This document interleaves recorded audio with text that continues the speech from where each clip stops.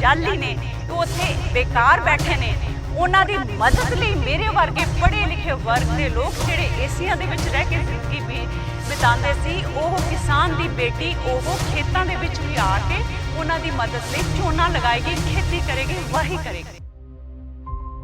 पेशे तो वकील 13 डिग्रियां पढ़ी लिखी फिर भी खेतां विच काम करन लई मजबूर है।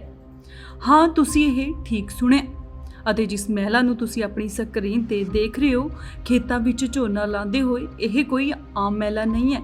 ਇਹ ਪੰਜਾਬ ਦੇ ਮੋਗਾ ਜ਼ਿਲ੍ਹੇ ਦੀ ਪ੍ਰਪੀਤ ਕੌਰ ਬਰਾੜ ਹੈ ਜੋ ਕਿ ਪੇਸ਼ੇ ਤੋਂ ਇੱਕ ਵਕੀਲ ਹੈ ਅਤੇ ਲੰਮੇ ਸਮੇਂ ਤੋਂ ਦਿੱਲੀ ਹਾਈ ਕੋਰਟ ਵਿੱਚ ਪ੍ਰੈਕਟਿਸ ਕਰਨ ਤੋਂ ਬਾਅਦ ਹੁਣ ਕੁਝ ਮਹੀਨਿਆਂ ਤੋਂ ਉਹ ਸੁਪਰੀਮ ਕੋਰਟ ਵਿੱਚ ਹੈ।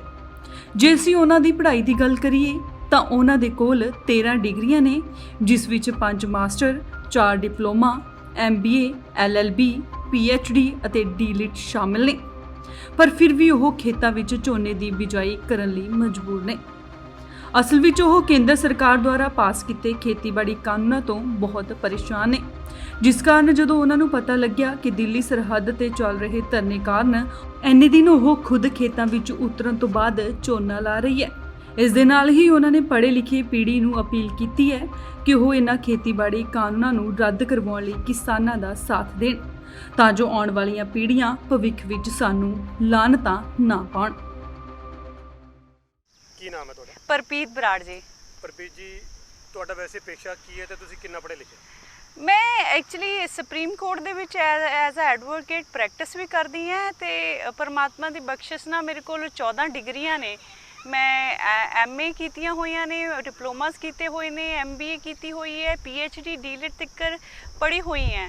ਤੇ ਕੀ ਕਹਿੰਦੇ ਅੱਜ ਮੇਰਾ ਮਕਸਦ ਇੱਥੇ ਆਉਣ ਦਾ ਇਹ ਹੈ ਕਿ ਮੇਰੇ ਇੱਥੋਂ ਸਾਡੇ ਨਾਲ ਦੇ ਗੁਆਂਢੀ ਵੀਰ ਧਰਨੇ ਤੇ ਦਿੱਲੀ ਬੈਠੇ ਨੇ। ਤੁਹਾਨੂੰ ਜਾਣਕਾਰੀ ਹੋਏਗੀ ਕਿ ਦਿੱਲੀ ਦੇ ਵਿੱਚ ਜਿਹੜੇ ਕਾਲੇ ਕਾਨੂੰਨ ਪਾਸ ਹੋਏ ਨੇ, ਕੇਂਦਰ ਦੀ ਸਰਕਾਰ ਨੇ ਜਿਹੜੇ ਕਾਨੂੰਨ ਪਾਸ ਕੀਤੇ ਨੇ ਉਹਨਾਂ ਦੇ ਵਿੱਚ ਮੇਰੇ ਭੈਣ ਭਰਾ ਉੱਥੇ ਬੈਠੇ ਨੇ ਔਰ ਇੱਥੇ ਕੋਈ ਲੇਬਰ ਨਹੀਂ ਸੀ, ਲਾਉਣ ਲਈ ਕੋਈ ਬੰਦੇ ਨਹੀਂ ਸੀਗੇ। ਤੇ ਮੈਂ ਸੋਚਿਆ ਕਿ ਅੱਜ ਸਾਡੇ ਦੇਸ਼ ਨੂੰ, ਸਾਡੇ ਕਿਸਾਨ ਨੂੰ, ਸਾਡੀ ਮਾਂ ਨੂੰ, ਧਰਤੀ ਮਾਂ ਨੂੰ ਮੇਰੇ ਵਰਗੇ ਬੰਦਿਆਂ ਦੀ ਜ਼ਰੂਰਤ ਹੈ। ਤੇ ਅਸੀਂ ਲੋਕ ਕੀ ਕਹਿੰਦੇ ਅਗਰ ਖੇਤਾਂ ਦੇ ਵਿੱਚ ਉਤਰ ਕੇ ਇਹਨਾਂ ਦੀ ਮਦਦ ਕਰਾਂਗੇ ਤੇ ਕੇਂਦਰ ਦੀ ਸਰਕਾਰ ਨੂੰ ਸ਼ਾਇਦ ਥੋੜੀ ਸ਼ਰਮ ਆਏਗੀ ਔਰ ਮਹਿਸੂਸ ਕਰੇਗੀ ਔਰ ਇਸ ਬਾਰੇ ਸੋਚੇਗੀ ਕਿ ਇਹ ਉਸ ਧਰਤੀ ਦੇ ਲੋਕ ਨੇ, ਇਹ ਚਿੰਗਾਰੀ ਉਸ ਧਰਤੀ ਤੋਂ ਫੁੱਟੀ ਹੈ ਜਿਸ ਧਰਤੀ ਦੇ ਵਿੱਚ ਸਾਡੇ ਗੁਰੂ ਗੋਬਿੰਦ ਸਿੰਘ ਜੀ ਨੇ ਆਪਣੀਆਂ ਫੌਜਾਂ ਦੇ ਨਾਲ ਮੁਗਲਾਂ ਨਾਲ ਲੜਾਈ ਵੇਲੇ ਜੰਗਲਾਂ ਦੇ ਵਿੱਚ ਰਹਿ ਕੇ ਭੁੱਖੇ ਜ਼ਮੀਨਾਂ ਤੇ ਕੰਡਿਆਂ ਤੇ ਸੌਂ ਕੇ ਲੜਾਈ ਲੜੀ ਸੀ। ਇਹ ਚਿੰਗਾਰੀ ਉਸ ਪ੍ਰਦੇਸ਼ ਤੋਂ ਫੁੱਟੀ ਹੈ। ਇਹ ਚਿੰਗਾਰੀ ਉਸ ਪ੍ਰਦੇਸ਼ ਤੋਂ ਫੁੱਟੀ ਹੈ ਜਿੱਥੇ ਗੁਰੂ ਗੋਬਿੰਦ ਸਿੰਘ ਜੀ ਨੇ ਜਦੋਂ ਕੁਰਬਾਨੀ ਲਈ ਮੰਗਿਆ ਸੀਗਾ ਵਿਸਾਖੀ ਵਾਲੇ ਦਿਨ ਖਾਲਸਾ ਪੰਥ ਦੀ ਸਾਜਨਾ ਕਰਨੀ ਸੀ। ਉਸ ਵੇਲੇ ਸਾਡੇ ਜਿਹੜੇ ਕੀ ਕਹਿੰਦੇ ਭਾਈ ਸੀ ਪੰਜਾਬੀ ਉਹਨਾਂ ਨੇ ਆਪਣੇ ਸ਼ੀਸ਼ ਦੇਣ ਲਈ ਅੱਗੇ ਆਏ ਸੀ ਤੇ ਸ਼ਾਇਦ ਕੇਂਦਰ ਦੀ ਸਰਕਾਰ ਨੂੰ ਇਹ ਸ਼ਰਮ ਆਏਗੀ, ਉਹਨਾਂ ਨੂੰ ਇਹ ਮਹਿਸੂਸ ਹੋਏਗਾ ਕਿ ਇਹ ਜਿਹੜਾ ਅੱਜ ਦੇ ਦਿਨ ਜਿਹੜਾ ਉਹ ਸੁਨੇਹਾ ਦੇ ਰਹੇ ਨੇ ਨਾ ਕਿ ਇਹ ਕਿਸਾਨ ਜਾਲੀ ਨੇ, ਉਹ ਉੱਥੇ ਬੇਕਾਰ ਬੈਠੇ ਨੇ।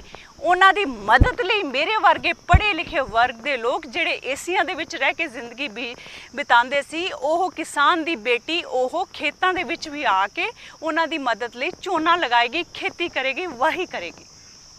ਤੁਸੀਂ ਕਿੰਨੀ ਦੇਰ ਤੋਂ ਪ੍ਰੈਕਟਿਸ ਕਰ ਰਹੇ ਹੋ ਜੀ ਸੁਪਰੀਮ ਕੋਰਟ ਦੇ? ਮੈਂ ਵਕੀਲ 2011 ਤੋਂ ਪਹਿਲਾਂ ਹਾਈ ਕੋਰਟ 'ਚ ਪ੍ਰੈਕਟਿਸ ਕਰਦੀ ਸੀ, ਅੱਜ ਕੱਲ੍ਹ ਸੁਪਰੀਮ ਕੋਰਟ ਦੇ ਵਿੱਚ ਪ੍ਰੈਕਟਿਸ ਕਰ ਰਹੀ ਹਾਂ। ਮੋਗਾ ਤੋਂ ਸੰਜੀਵ ਅਰੋੜਾ, ਇੰਡੋਸ TV, ਆਸਟ੍ਰੇਲੀਆ।